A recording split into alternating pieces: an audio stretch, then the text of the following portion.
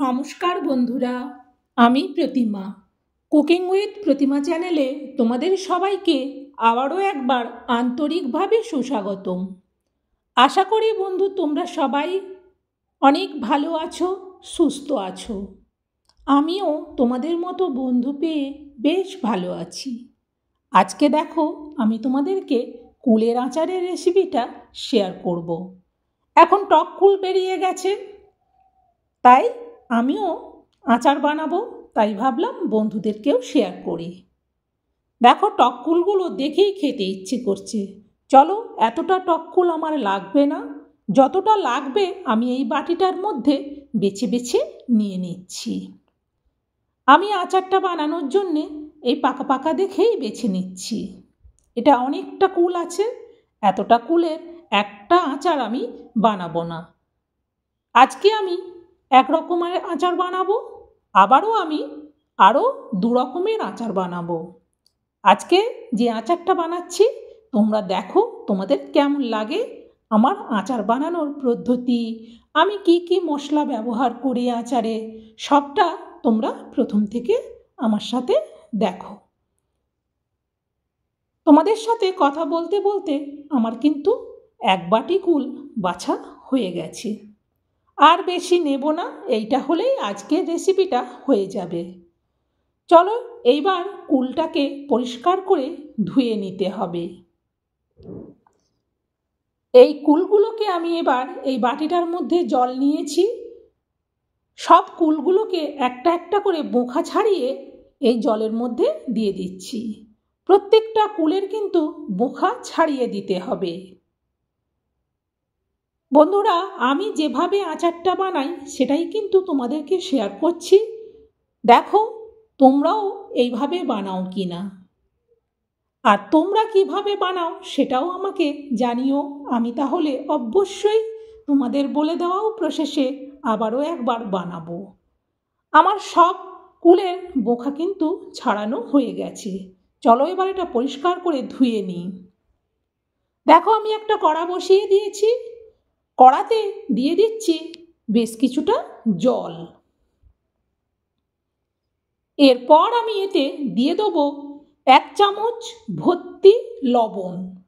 যেহেতু এটা কুলের রেসিপি বেশ টক, তাই লবণটাও একটু বেশি করেই দিলাম। তারপর আমি চামচ দিয়ে লবণটাকে গলিয়ে দিলাম। জলটা যখন হালকা গরম হয়ে যাবে তখন ওতে দিয়ে দেবো ধুয়ে রাখা কুলগুলো। তারপর এটা ঢেকে দেবো।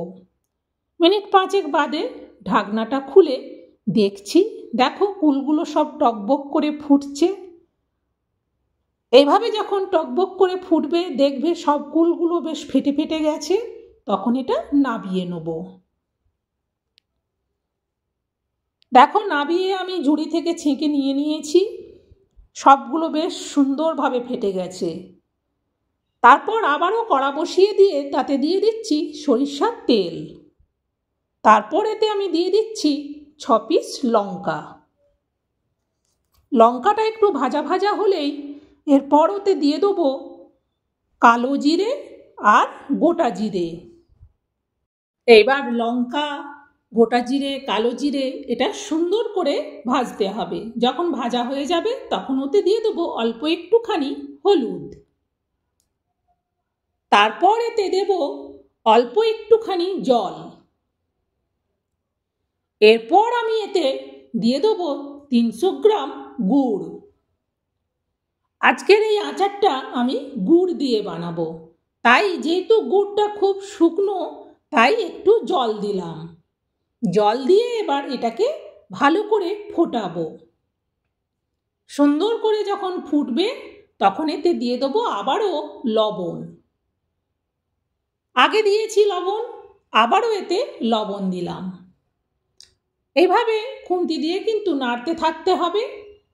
যখন এটা একটু মোটা মোটা হয়ে যাবে তখন এতে দিয়ে দেবো সেদ্ধ করে রাখা কুলগুলো।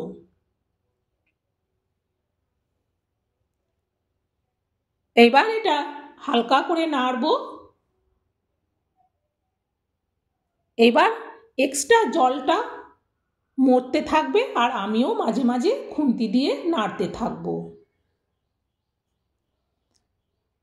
অনেকটা কিন্তু জলটা মরে গেছে। এরপর এতে আমি একটা একটা মশলা দেব, তোমরা দেখতে থাকো। সবের প্রথম দিয়ে দিচ্ছি আমি ধনে গুঁড়ো। ধনে গুঁড়োটা দেওয়ার পর মিশিয়ে নিলাম। তারপর দিয়ে দিচ্ছি 1 চামচ ভাজা জিরে গুঁড়ো। এবার জিরে গুঁড়োটাকেও মিশিয়ে নিচ্ছি। আর দেখো জলটা কিন্তু মরে মরে সুন্দরভাবে আচারটা হয়ে যাচ্ছে। সব বন্ধুদেরকে বলবো অবশ্যই তোমরা লাইক দিও, কিন্তু লাইক দিয়ে তারপর বাকি রেসিপিটা দেখো। আর নতুন বন্ধুরা সাপোর্ট করে আমার পাশে থেকো, সব রেসিপি যাতে তোমরা সুন্দর করে দেখতে পাও। দেখো সুন্দর করে কিন্তু আমি খুন্তি দিয়ে নাড়ছি। এটা কিন্তু আমার হয়ে এসেছে, এখনো একটু এটা রস মরবে।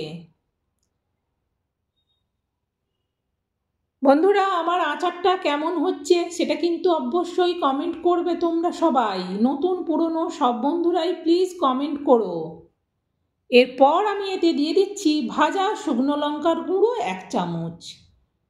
গুড় দিলাম মিষ্টি লাগবে, কুল টক, লঙ্কা গুঁড়ো ঝাল, আর দিলাম ভাজা জিরে গুঁড়ো, কাঁচা ধনে গুঁড়ো। ভাবো রেসিপিটা কতটা টেস্টি, কতটা লোভনীয়। কোন কোন বন্ধুর জিভে জল আসছে অবশ্যই আমাকে জানিও কমেন্টে। আমার রেসিপিটা কিন্তু হয়ে গেছে। এবার আমি এটা রেখে দেবো, একটু ঠান্ডা হলে তারপর এটা আমি বয়ামে ভরে নেব। এখন যেহেতু প্রচুর গরম, এখন আমি ভরবো না, একটু ঠান্ডা হোক তারপর আমি এটা কাঁচের শিশিতে ভরে নেব। বন্ধুরা আমার এই কুলের আচারটা তোমাদের কেমন লাগলো সেটা সব বন্ধুরা কমেন্ট করো। আর অবশ্যই এটা শেয়ার করে দিও, যাতে এইভাবে কুলের আচার সবাই বানাতে পারে। আবার পরের রেসিপিতে দেখা হবে বন্ধুরা। টাটা।